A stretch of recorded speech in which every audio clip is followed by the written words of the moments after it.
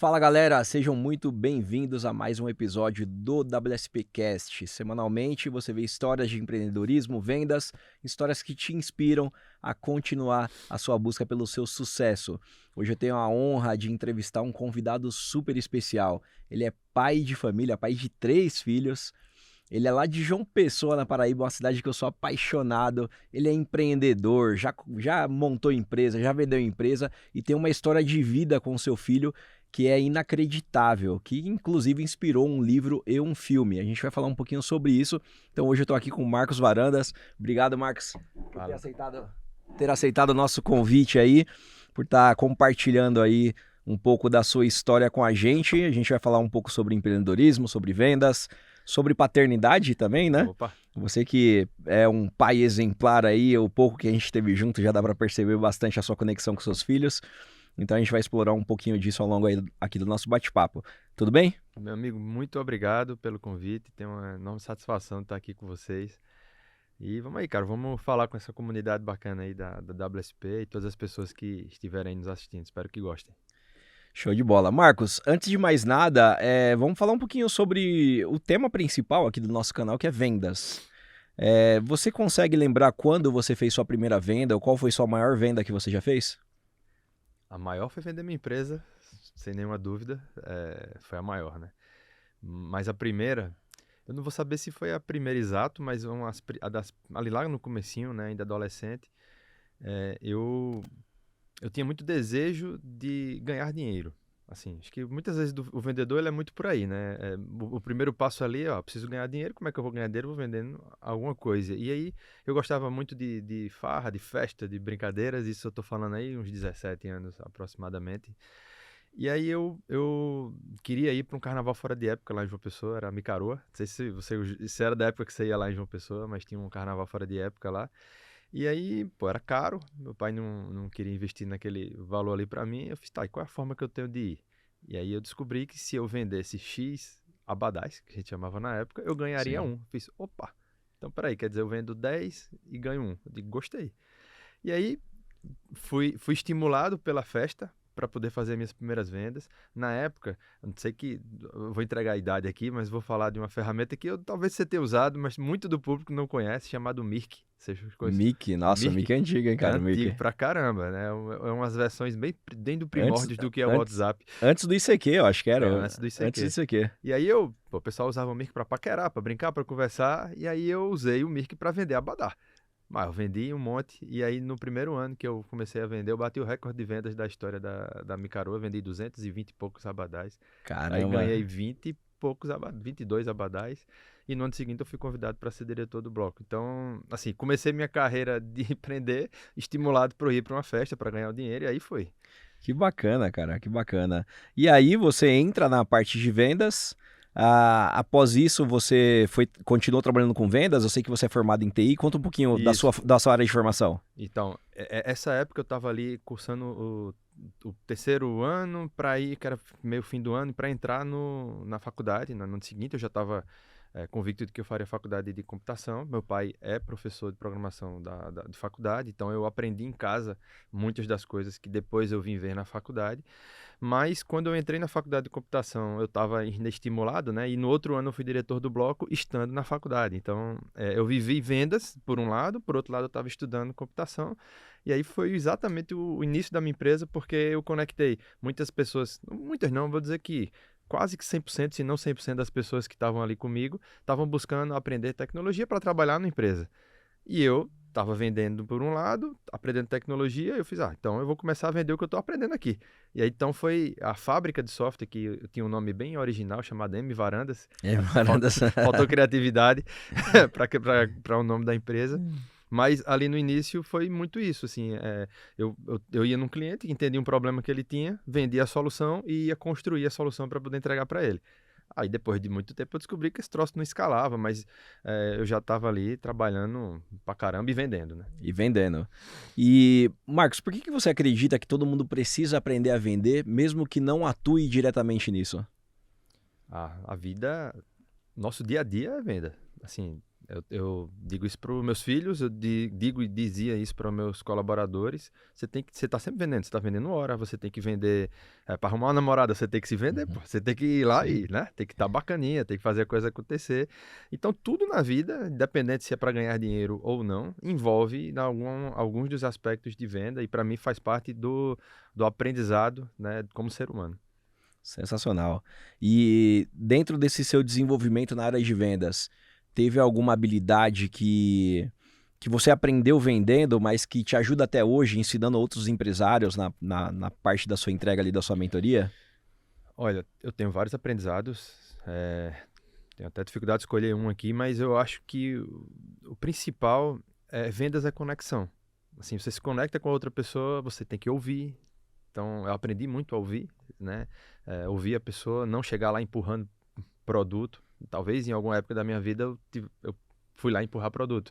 Mas depois de boa parte do tempo ali, eu fui entendendo que vendas era sobre ouvir, sobre entender, sobre escutar o problema. Até porque o meu início de vendas era vendendo um produto customizado. Então eu tinha que ouvir e aí eu ia construir algo que eu iria entregar para ele. Depois de muitos anos foi que eu vim ter o produto pronto para poder entregar e aí vender em escala. Mas para mim acho que o princípio básico e que me ajuda inclusive como líder da minha casa, como tudo, é ouvir. Marcos, e hoje você faz parte da MLS. Para quem não conhece a MLS, a Mentor League Society é uma liga de mentores com o objetivo de fomentar a educação empresarial, liderada pelo Flávio Augusto, Caio Carneiro e Joel J. Hoje você faz parte desse ecossistema, Marcos. E como tem sido essa experiência e o que ela tem te agregado na mentalidade de empreendedor?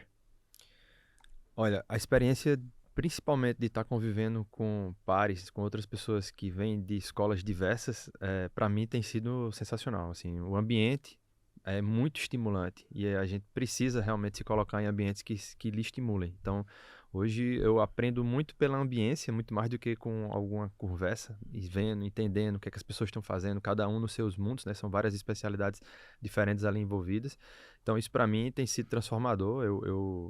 Inclusive, eu estava conversando antes, eu aprendi um modelo de vendas que eu estou usando hoje, que foi eu vendo as outras pessoas fazerem, ninguém nunca me ensinou, né? Então, o ambiente foi me mostrando outras coisas que eu posso estar aprendendo, mesmo já tendo passado por tanta coisa na minha vida. Eu vou fugir um pouquinho da pauta por isso que você falou, pela questão do ambiente. Uhum, Quando eu tinha 11, 12 anos de idade, quando minha mãe separou do meu pai, a gente passou muita dificuldade, né? A gente uhum, passou dificuldades assim de não ter dinheiro pra comprar pão, devendo aluguel, cortar a luz em casa. Só que a gente poderia estar um pouco mais confortável se minha mãe escolhesse morar num lugar, entre aspas, pior. uhum, Só que ela entendia, dentro do pouco estudo que ela tinha, né, o pouco conhecimento que ela entendia que o ambiente influenciava muito. Então, a gente passava até mais aperto por isso, mas a gente morava num lugar que não tinha tantas más influências. Com isso, eu cresci com alguns amigos que faziam faculdade, e aí eu quis fazer faculdade também. uhum. Né? Na época, fui fazer bico de garçom, porque meu salário no Carrefour não dava para pagar.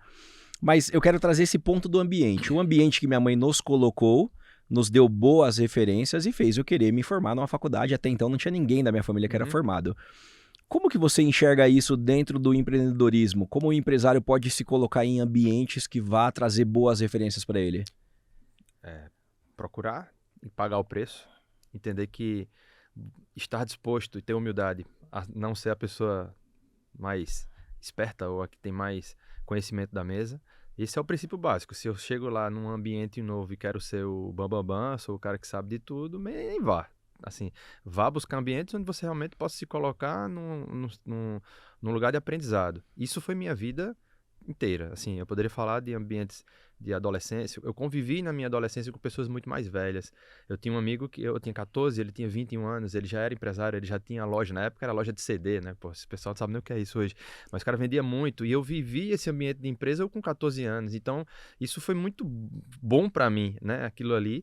E depois, já no ambiente empresarial, eu já tô falando aí, já dá um salto enorme. 2013, que foi quando a gente reconstruiu o meu negócio, né? Que depois a gente vendeu ele em 2020. Ali, a partir de 2013, eu comecei a buscar sair da minha região. E aí, na minha região, as pessoas já me viam como, pô, o cara é bom pra caramba aqui. Tá, mas não era ali onde eu ia ganhar dinheiro, eu ia ganhar dinheiro fora. E aí eu comecei a me colocar em outras regiões. Fui pra Recife, fui pra Natal, regiões já mais perto, mas ainda que me levavam para um ambiente de me colocar em exposição, de ter mais dificuldade, né, e de me puxar para cima. Só que minha virada de chave gigante foi quando eu fui convidado a fazer parte de um programa de aceleração da Intel. Intel, gigante mundial. A gente teve o convite, né? Só essa história daria um podcast, então eu vou pular. E a gente foi para São Paulo como convidado da Intel para fazer parte de um programa de aceleração. Ali eu quebrei meu complexo de vira-lata total. Disse, cara, peraí, não é para olhar para Recife, para Natal, não, desmerecendo. É olhar para o Brasil. Eu posso para o Brasil. Se eu tô aqui é porque eu posso estar em todos os lugares. Então, de primeira ali, minha visão disparou, ampliou. E a partir do momento, o Flávio diz muito, né? Depois que você vê, não dá para desver. Não dá para desver, né? Você não desvê mais. E ali guiou minha vida. E aí, em 2015, foi uma outra mudança de ambiente que foi transformadora. Tava surgindo um movimento de startups no Brasil. Eu venho de tecnologia mais tradicional, chamar assim.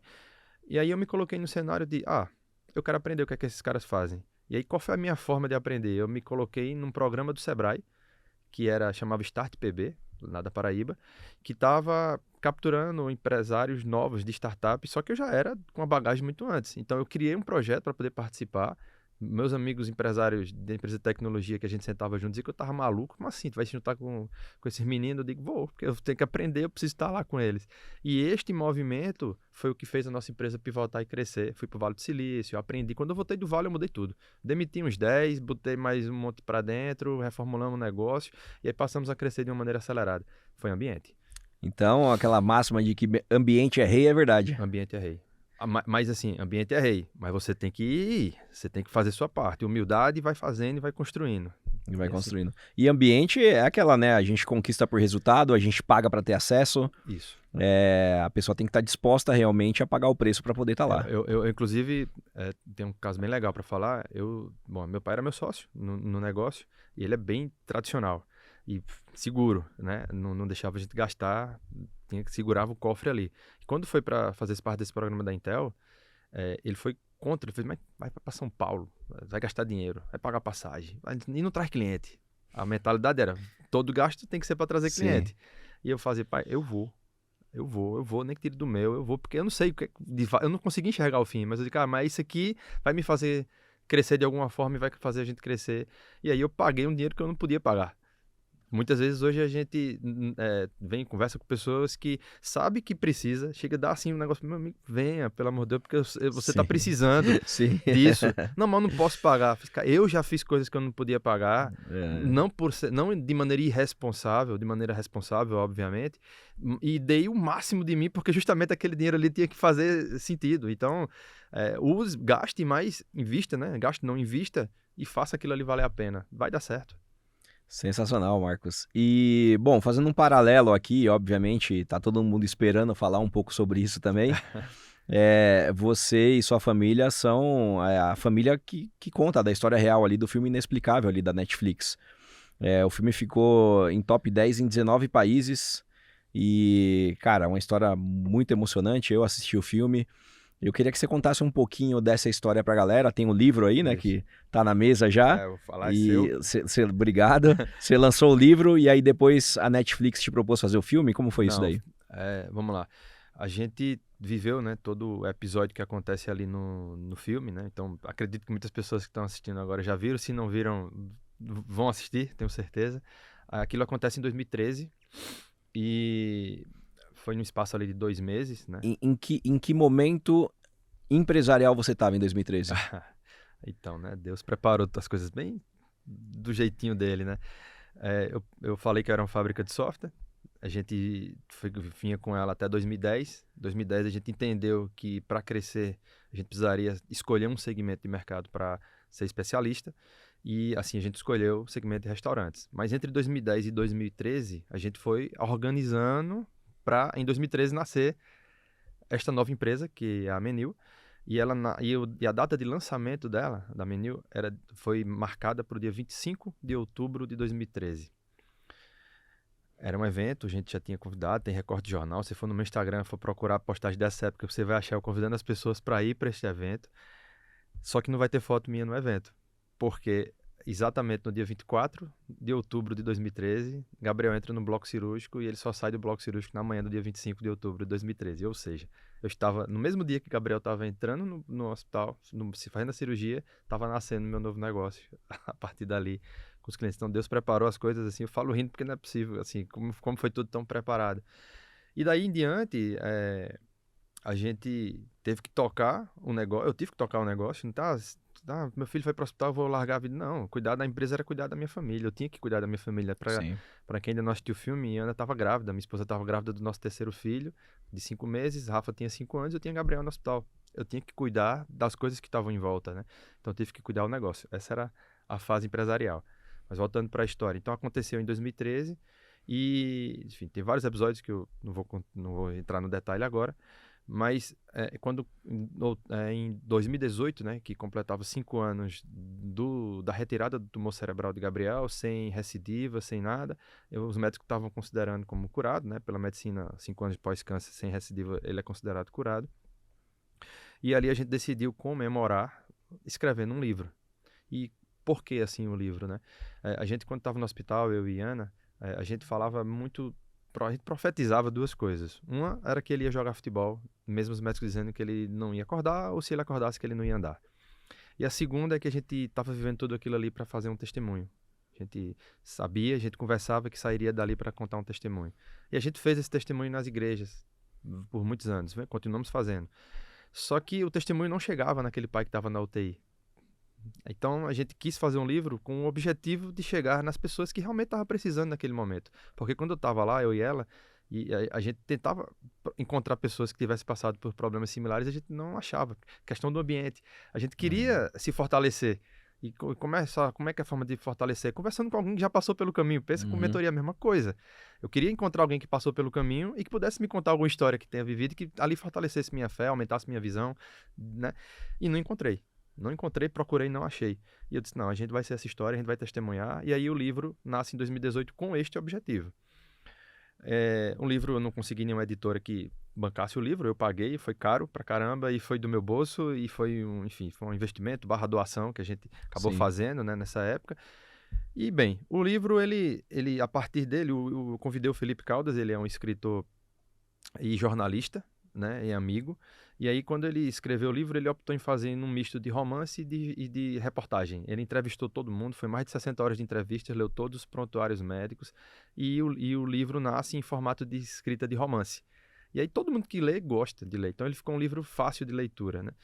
Bem, o Felipe, por ser jornalista, ele tinha muito acesso à TV, então foi muito noticiado essa história, foi muito noticiado o filme, o livro. E como o livro ele tinha uma pegada meio de futebol, porque Gabriel era atleta e a gente conectou muito com essa história dele jogar futebol, acabou que chamou a atenção do Esporte Espetacular. A gente gravou 2 reportagens na Globo Nacional, teve uma que viralizou, que enfim, que o Gabriel ele faz uma reportagem com o Fred, ele estava no Cruzeiro, e ele pergunta, Fred, ele chorando, né? Faz, Fred, quando é que você vai voltar pro Fluminense? Aí o Fred chora e diz, é meu sonho. Pô, mas só que ele estava no Cruzeiro, aquilo ali causou uma confusão grande na época, e isso trouxe para a nossa história muita mídia. Então, por trazer muita mídia, ficamos muito perto de pessoas que quisessem fazer outras reportagens, livros, e aí acabou acontecendo. É a questão de estar em movimento, né? Sim. E aí, quando foi em 2020 aproximadamente, o Fabrício Bittar, ele já trabalhava no cinema, mas ele ainda não tinha feito um filme nesse formato mais drama. Ele tinha feito filmes mais de comédia, algumas coisas nessa linha. E aí ele nos procura, ele estava procurando uma história na internet que tivesse elementos como criança, superação e futebol. Aí encontrou a nossa história, por tudo que a gente já tinha propagado. E aí, obviamente, ele comprou o livro, leu o livro e disse, cara, isso aqui dá um filme. E aí tentou falar comigo, eu não respondi a mensagem, depois tentou de novo, eu também não respondi. E aí ele falou com o Felipe, como é que o cara vai falar comigo que vai fazer um filme? Isso não podia ser verdade, mas era. E a princípio a história que ele nos convidou foi para fazer um filme para ir para o cinema. E esse filme foi pro cinema, então a gente depois foi verdade, enfim, a gente ficou muito perto dele. O filme foi pro cinema, foi lançado no final de 2024, né? A data dele foi, se eu não me engano, dia 5 de dezembro ou dia 7 de dezembro, alguma coisa assim, 2024. O filme nos cinemas, ele não vou dizer que flopou, mas ele não chegou a ser um sucesso por 2 motivos. Primeiro, porque o brasileiro não vai mesmo ao cinema, ponto. Sim. E 2, a não ser que tenha tido muita mídia antes, que não era o caso. E 2, ele ficou muito perto do lançamento do Ainda Estou Aqui, que foi pro Oscar. Então, pô, se não vai ao cinema, mas quando vai, tava indo pro Ainda Estou Aqui. O filme acabou que não teve uma repercussão muito grande. Ok. Com previsão de lançamento, com data de lançamento pro dia 16 de abril. A gente, pelo filme não ter sido sucesso no cinema, nem esperava que no Netflix pudesse ser. A gente sonhava que tivesse um top 10. Vai que dá um top 10 um dia. Tanto é que a gente tava de viagem de férias marcada pra Europa e fomos. E aí, quando a gente acorda lá, o filme é top 1 no Brasil, é top 1 na Argentina, top 1 em Portugal. E eu tava em Portugal nesse dia, eu disse, cara, que loucura, que é isso que a gente tá vivendo aqui. E aí o Instagram não para, aí um monte de gente começa a falar com a gente, aí daqui a pouco top 1 todos os dias da semana, top 3 na semana no mundo. Pô, imagina a loucura. Top 6 na outra semana no mundo. Quando completa um mês, ele ficou quase um mês, pra não dizer que ficou um mês inteiro, no último dia ele saiu top 10. Mas ficou praticamente um mês inteiro no top 10 no Brasil e nos 19 países em que estreou. E agora, depois do estouro do filme, a editora Buzz, que é uma editora grande, inclusive do ecossistema aqui do Flávio também, nos convidou para relançar o livro. Só que agora, eu estava esperando esse momento para mostrar.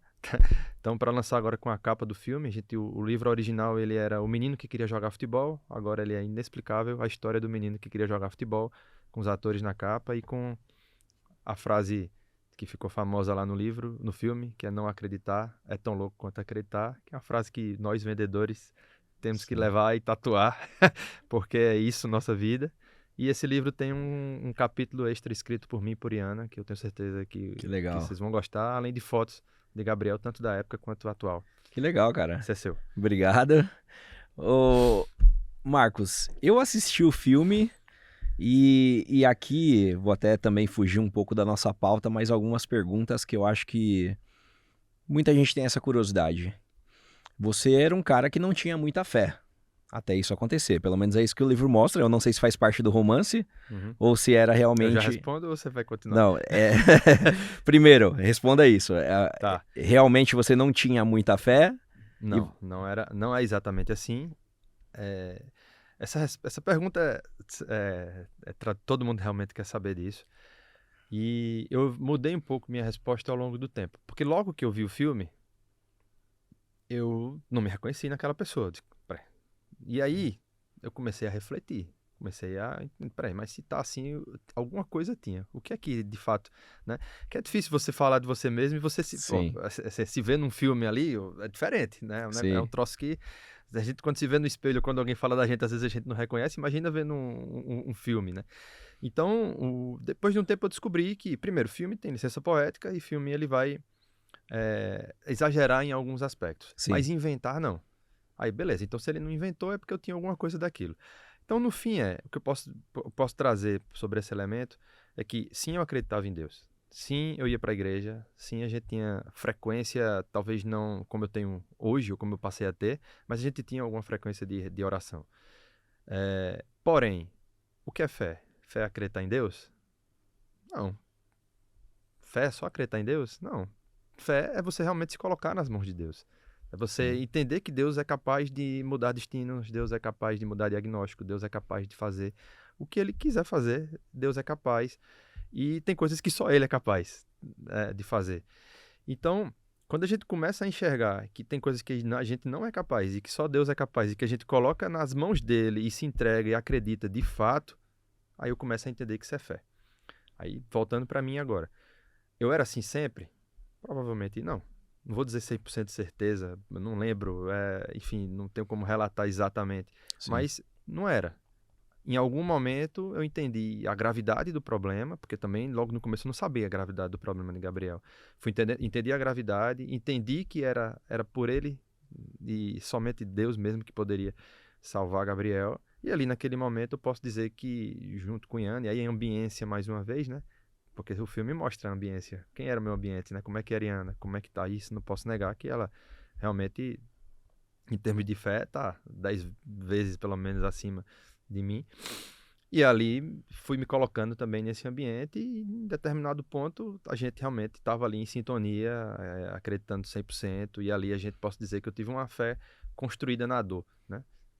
E aí a minha pergunta em relação a isso é, antes desse episódio e depois desse episódio, como que isso te mudou como empreendedor? Muito. Não acreditar é tão louco quanto acreditar. Assim, a gente empreender é sobre isso, né? Empreender, vender, enfim, fazer atividades que não são padrões, né? Processuais corriqueiras, é você acreditar que vai dar certo quando muitas vezes não vai dar. É mudar o jogo aos 100 do segundo tempo. O juiz já tá ali com o apito na boca, prorrogação, e o jogo pode mudar. Gabriel tirou o tubo com a sala de cirurgia esperando para poder ele fazer a tracostomia, porque, segundo todos os médicos, ele não ia conseguir respirar. Todos os testes, desligando o ventilador, ele não respirava. Aí quando tirou o tubo, ele respirou.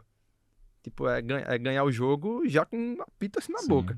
Então, foi o que aconteceu. Como é que eu não ia viver a minha vida a partir daí, não considerando essa hipótese? Então, quando a gente fala de negócio, muitas vezes o empresário tem plano B, tem plano C, tem plano D, e o plano A não vai dar certo. Agora, quando você tem um plano A e vai reorganizando, e vai rearrumando, e vai fazendo ele dar certo, ele vai dar certo, né? Então, minha vida mudou em trato com as pessoas, né? Mudou em ser empático cada vez mais, de entender. Tive não sei nem quantos funcionários ao longo da minha trajetória, só no último dia do meu trabalho eu tinha 400, então ao longo da trajetória passou de 1.000 com certeza. Não tive ação trabalhista, nunca tive problemas com nenhum colaborador, muito provavelmente porque eu me moldei como uma pessoa empreendedor, empresário, de uma forma diferente. Então, dentre várias outras coisas. E dentro dessas outras coisas, tem alguma situação recente que você consegue enxergar que antes você teria medo e por ter passado por tudo isso, hoje você foi e fez com coragem? Aí é um pouco, eu aprendi palavras, né, que a gente não sabia, tipo modelo mental. O que é modelo mental, né? Aí eu fui, e no ambiente que eu frequento hoje, a gente escuta muito sobre isso.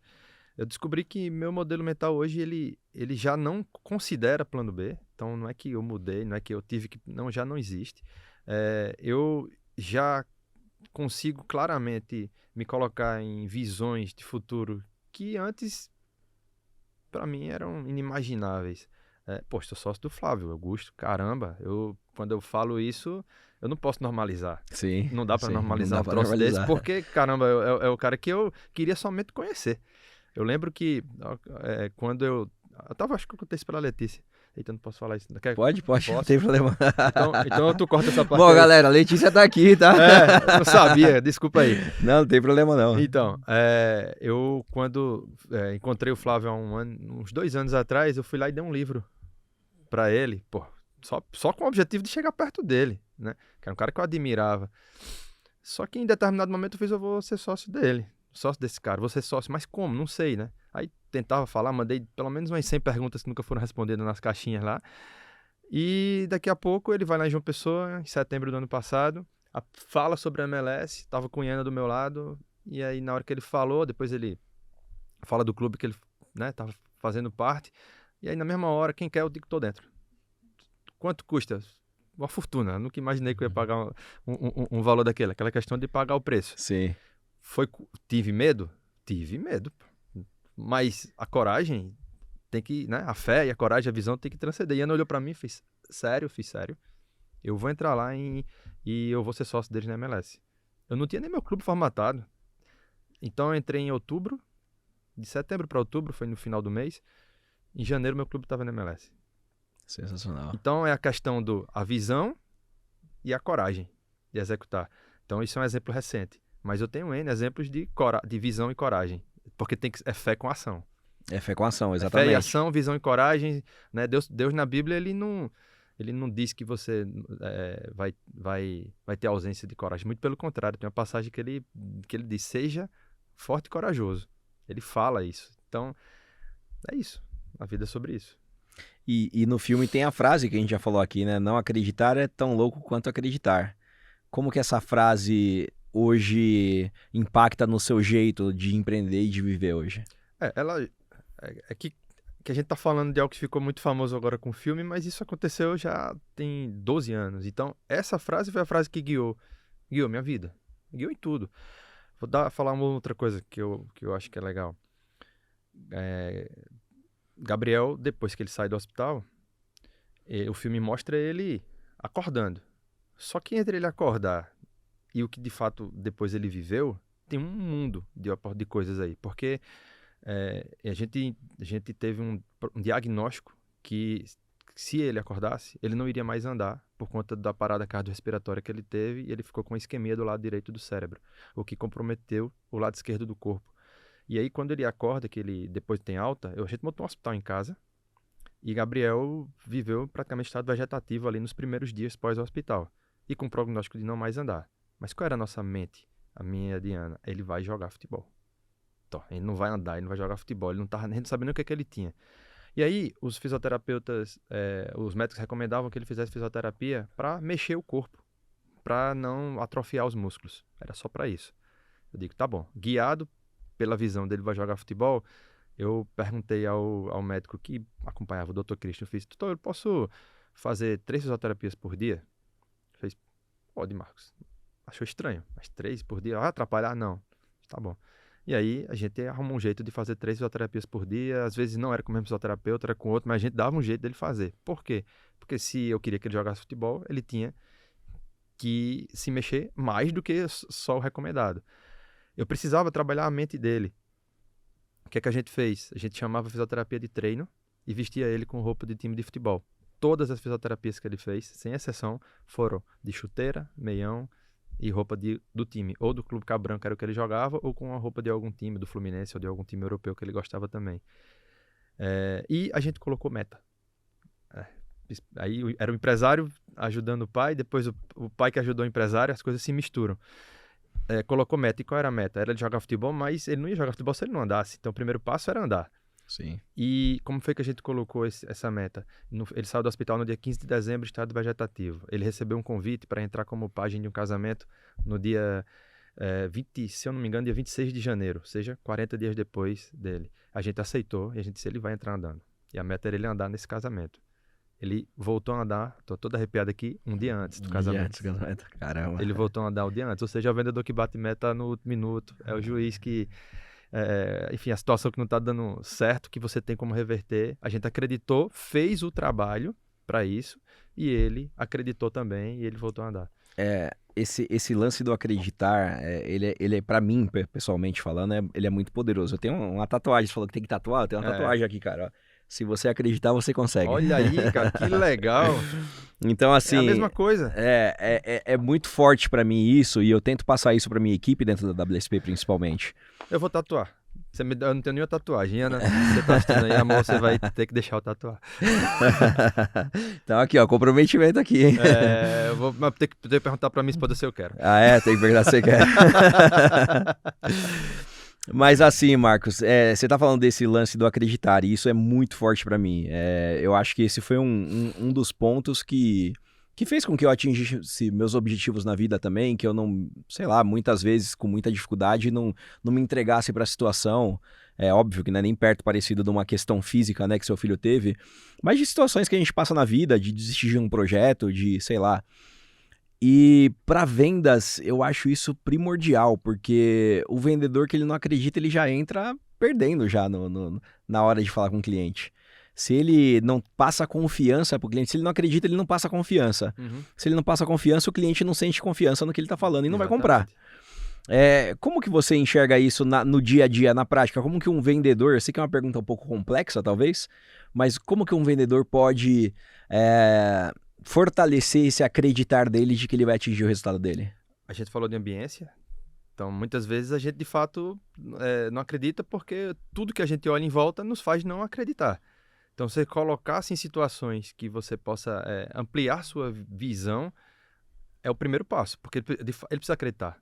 Então tem uma frase que eu não sei de quem eu acho que talvez seja do Flávio, que é: visão, às vezes a gente não vem da gente, a visão a gente pega emprestado de alguém, a gente pega ali, alguém vai trazer pra gente aquela visão e aí de fato a gente vai conseguir incorporar aquilo ali e depois colocar em prática. Então, primeiro passo é isso, assim, se eu não estou vendo, eu preciso colocar em um cenário que eu veja. O segundo passo faça vendas ou vá trabalhar com coisas que de fato você acredita. Se você não acredita porque realmente aquilo ali já perdeu sentido para você, vá fazer outra coisa. Senão você não vai vender, porque você não comprou aquilo ali. De repente eu comprei por um tempo e depois eu parei de acreditar. Né? A gente fala muito sobre o papel do líder. Então, eu tô falando com o vendedor que ele não é o líder. Porque se ele for o líder, ele tem que estimular a galera que está exatamente com essa situação de desacreditar. E quando o líder não acredita, ele não consegue fazer com que o time acredite. Não tem como acreditar. Então, ou o líder precisa de um outro líder, e aí você vai cascateando isso, aí chega dos mentores, e assim por diante. Você tem mentor, eu tenho mentor, a gente mentora. Por quê? Porque é isso, a gente vai se renovando, vai ampliando nossa visão, vai ampliando, né, nosso campo de ideias. Então, é sobre isso, assim, a gente tem que estar sempre entendendo que se eu não acreditar, ou eu vou me colocar num ambiente que me faça acreditar, ou eu vou fazer outra coisa. Porque não dá pra trabalhar com o que você não acredita. Muito bom. E mudando um pouco o tema aqui, Marcos, sobre paternidade, sobre os filhos. Eu imagino que depois desse acontecimento, você se conectou muito mais com seus filhos. Sem dúvida. Sem nenhuma dúvida. E você hoje, pelo que eu vi, obviamente, você teve a oportunidade de estar lá em Sorocaba junto com a gente no escritório, e eu vi a proximidade que você tem com eles, o carinho que ele tem com você. Hoje você tem incentivado os seus filhos a desenvolverem essa mentalidade que você desenvolveu, né? E até fez os filhos entrarem aqui no projeto nosso da WSP. Isso. O que você vê de... Eu sei que é uma pergunta meio retórica ou meio óbvia, mas como que você enxerga essa oportunidade para eles? Cara, assim, vou ter que falar de ambiente de novo. Assim, não dá pra gente, no mundo de hoje, querer que os filhos da gente cresçam olhando só para colégio, universidade ou roda de amigos que tá frequentando. Principalmente quando os filhos da gente nascem ou crescem numa condição totalmente diferente da que a gente cresceu e nasceu. Você estava falando da sua condição, né? Eu não passei necessidade, graças a Deus, mas eu tive uma condição diferente da que os meus filhos têm hoje. Né? Por exemplo, acabei de falar por que eu fui vender, porque eu queria ir para uma festa. Meus filhos hoje vão para a festa que querem ir porque eu não consigo dizer que ele não vá. Sim. Então, poxa, vai, né? Eu posso, eles vão viver isso. E eu acho que eu preciso estar colocando eles em situação de desconforto e que em ambientes que eles também se coloquem para crescer, para se estimular. Ele não pode ser o melhor da turma, vai ter condição igual para todo mundo e ele vai estar perto de pessoas que eu também admiro e que eu sei que vão trazer para eles um aprendizado, né, diferente. Não é só vender, estar perto de pessoas que de fato vão guiar por um caminho de prosperidade. E quando eu estimulei, primeiro o Gabriel, no ano passado, né, acho que foi no começo desse ano, para poder participar lá como agente da WSP, antes disso eu já tinha conversado com o Edio, eu já tinha conversado com o André para levar uma franquia para João Pessoa. Você abriu uma escola? Abrir uma escola, isso. Abrir uma escola em João Pessoa, mas qual era o objetivo? Era didático. Era para que eles aprendessem a partir deste ambiente, porque eu não sabia que existia ainda da WSP. Depois que eu descobri, eu digo, não, faz mais sentido vir por aqui, porque eles precisam primeiro aprender, tem que crescer, tem que fazer um monte de coisa para poder fazer um investimento desse. Então, para mim, é essencial. Aí você falou de estar perto, né? De estar perto. Como é que você lidera sem ser exemplo? Você não lidera sem ser exemplo. Eu desconheço formas de você liderar se não for pelo exemplo. Então, eu estou realmente numa situação de ser líder da minha casa, em primeiro lugar, para depois ser líder de qualquer negócio. E isso eu aprendi quando eu estava com um filho na UTI, com uma esposa grávida que eu tinha que cuidar. Eu estava cada 3 horas levando comida para ela no hospital para poder alimentar meu terceiro filho. Estava com o Rafa deixando ele no colégio, eu não sei como, eu não dormia, era virado, estava tocando a empresa e estava tocando a reforma em casa. Tudo ao mesmo tempo. Então, não dá para você ser líder de um negócio se você não liderar a sua casa primeiro. E liderança é exemplo. Então, eu tô perto, eu tô aqui há 3 semanas completas em São Paulo, abri mão de um monte de coisa que eu podia abrir mão do meu conforto para o quê? Para estar perto. E muitos pais têm uma dificuldade, igual você tem trazido eles para esse ambiente de mentalidade empreendedora. Muitos pais têm essa dificuldade de gerar esse interesse no filho. O que você falaria para esses pais? Como trazer o filho para perto? Seja exemplo. Para que você trabalhe essa mentalidade empreendedora nele. Seja exemplo. Se interesse primeiro.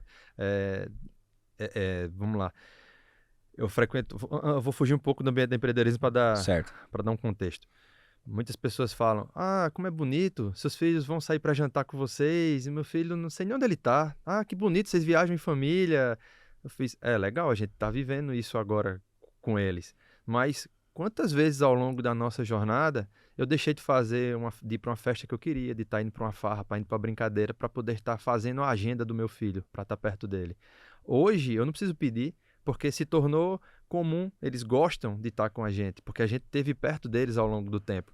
Então, agora que eles estão na adolescência / entrando já na juventude adulta, né, ali, eles também querem estar com a gente. Não precisou a gente pedir, porque a gente deu exemplo. Então, hoje eu estou 3 semanas, como eu falei, estou 3 semanas aqui dando exemplo de estar perto deles, de estar cuidando, de estar dando back-office para eles, e está sendo difícil para eles, estar longe das namoradas, né? Isso tudo conta. Eu também estou longe da minha esposa, também estou longe da minha namorada, então eu estou junto com eles. E aí, como é que eu vou colocar eles no ambiente de empreendedorismo? Primeiro eu fui, né? Primeiro eu estava lá no ambiente, eu me coloquei, eu paguei o preço, conheci pessoas, abri a frente. Aí hoje eu posso dizer, eu conheci a WSP no encontro do Clex, que eu faço parte e que eu paguei para estar lá. Se eu não tivesse ali, eu teria conhecido? Não. Se eu não tivesse ali, será que eles estariam gostando de tudo que eles estão vivendo agora? Dificilmente. Se eu não tivesse no Clex, será que o filme teria sido o sucesso que foi? Será que eu estou aqui? Eu não tenho respostas prontas para isso, porque eu não sei. Mas o fato é, eu me movimentei, eu fiz minha parte. E tem a parte que vem do divino. Aí essa daí a gente só agradece. E daqui uns 100 anos, quando eu morrer, eu tenho um papo com ele bem longo. Ô Marcos, e qual que é a maior herança que não seja material, obviamente, que você deixa para os seus filhos?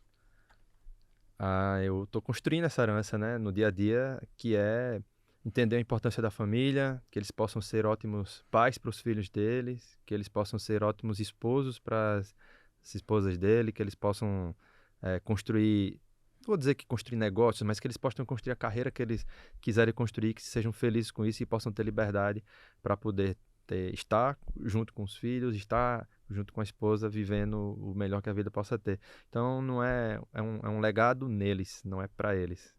Sensacional. E voltando a falar um pouquinho ali sobre a WSP, para conectar aqui com o nosso canal de vendas. Você falou que conheceu no Clex. O que? Foi o Flávio falou? Alguém comentou? Como que foi?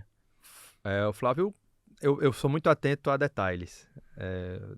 Eu brinco que você não precisa ir para uma palestra ou ir para um evento e querer aprender 3 horas do que o cara está falando. Se você aprender 10 segundos do que ele falou ali, já valeu. Porque teve algum insight ali que você tirou. E eu sou muito atento a isso. Às vezes eu pego coisas que as pessoas não conseguem... mas como assim? Ele falou isso mesmo? Então, foi naquele momentinho ali. E aí, talvez o Flávio tenha dado, não vou saber exatamente, ele tenha dado algum exemplo de alguém que tenha passado por a gente, e aí eu... então isso é interessante, deixa eu estudar sobre isso daí. E aí fui atrás, pesquisei, né, e vi. E aí, o que te chamou a atenção no ecossistema da WSP? A formação.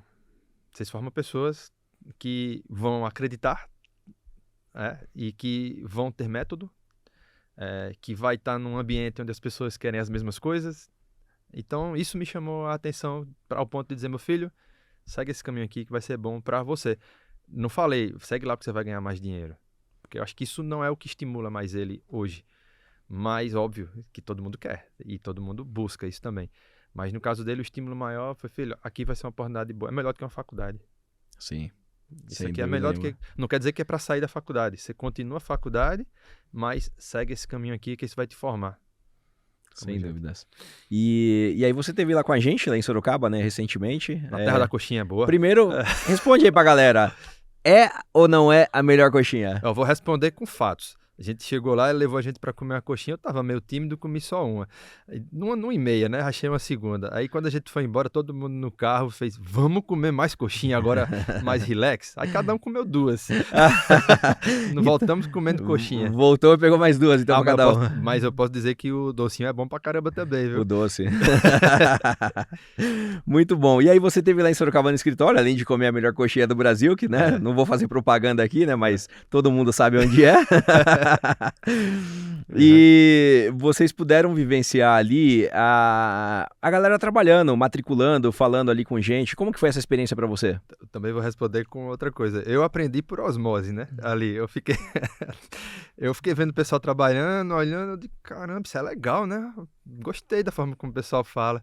E aí, desde sábado, eu já fiz 4 vendas e estou trabalhando no modelo de foi por osmose.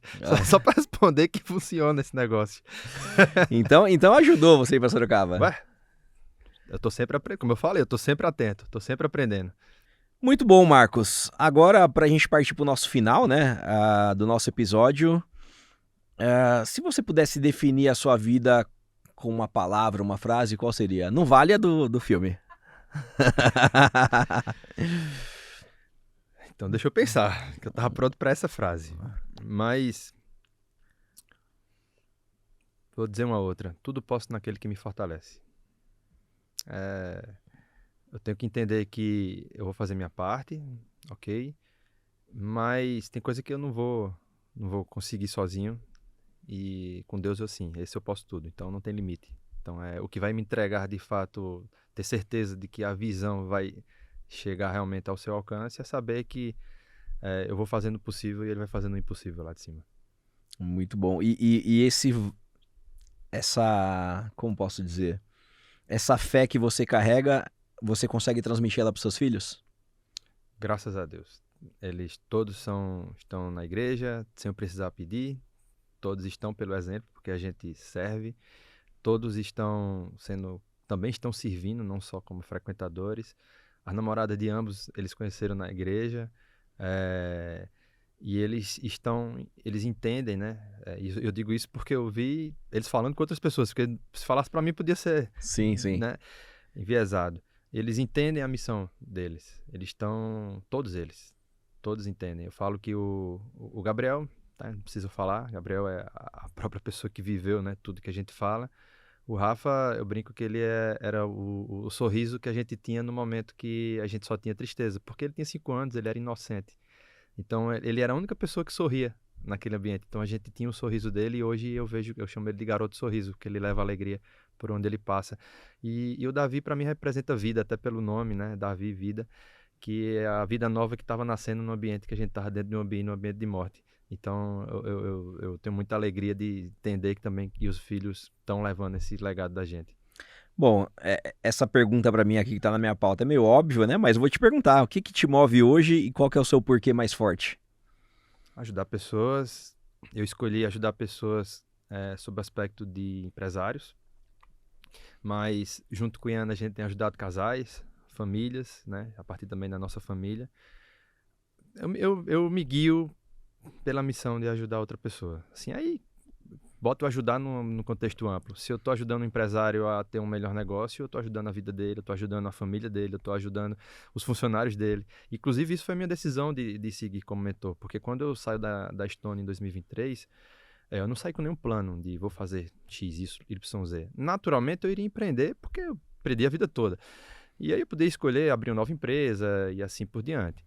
Eu comecei a perceber que, na medida que eu começo a mentorar ou virar conselheiro de algumas empresas, era a melhor forma que eu tinha de escalar a ajuda. Porque se eu ajudo um empresário, eu estou ajudando uma cadeia que está abaixo dele, gigante. E aí, quando eu percebi isso, e eu entendi que aquilo poderia virar um negócio, eu fiz, cara, eu não quero ter outro negócio. Esse aqui é um negócio que eu ajudo mais gente. Então, eu vou por aqui. E aí, esse é o caminho que eu faço hoje. Então, hoje, só explica aí pra galera, hoje você ajuda empresários dentro do seu clube, qual que é o objetivo do clube, qual que é o público ali? O público são empresários que já estejam faturando, né, que a empresa já realmente existe, que esteja rodando, e a gente ajuda empresários a ter visão de equity e construir sua empresa visando equity. Quando a gente fala em equity, é um tema que o Flávio fala muito, a gente pode trazer por similaridade perpetuidade, ou uma empresa que tenha legado, ou uma empresa que deixe dividendos, porque no fim é a mesma coisa, eu estou construindo uma empresa para o longo prazo. E aí o que significa isso? Significa que eu não vou olhar só para a venda do mês ou para a venda do ano. Eu vou estar olhando para a venda, mas eu vou estar olhando o produto. Será que ele está velho? Será que eu consigo, com esse mesmo produto aqui, eu vou chegar muito longe? Eu preciso rever isso. Será que meu modelo de negócio me permite crescer pelos próximos X muitos anos para frente? E aí a gente começa a olhar para vários elementos dentro da empresa que às vezes não são óbvios para o empresário, porque ele está olhando ali só para a batida do bumbo e que tem que olhar. Sim. Que tem que olhar muito, porque senão a empresa não existe, mas a partir do momento que ela existe, que ela começa a vender e ela está crescendo, tem outras coisas que a gente precisa estar olhando, e aí para o empresário que consegue cumprir essa jornada, ele consegue de fato atingir a tão sonhada, e é o que eu busco, liberdade, tendo ajudado, né, no sentido de levar pessoas consigo, seus colaboradores, seus familiares e etc. Sensacional. Marcos, para a gente poder finalizar aqui, para quem está ouvindo a gente, se sentindo travado, meio desacreditado, o que você diria para essa pessoa? Mas já pode dizer direto para sua câmera ali, falando diretamente para a pessoa. Olha, eu entendi ao longo do tempo que Deus é bom o tempo todo. Às vezes a gente não está percebendo, porque a gente de repente está vivendo um momento que não está legal, de repente a gente já está ali batalhando há tanto tempo e aquilo não acontece exatamente aquilo que a gente quer.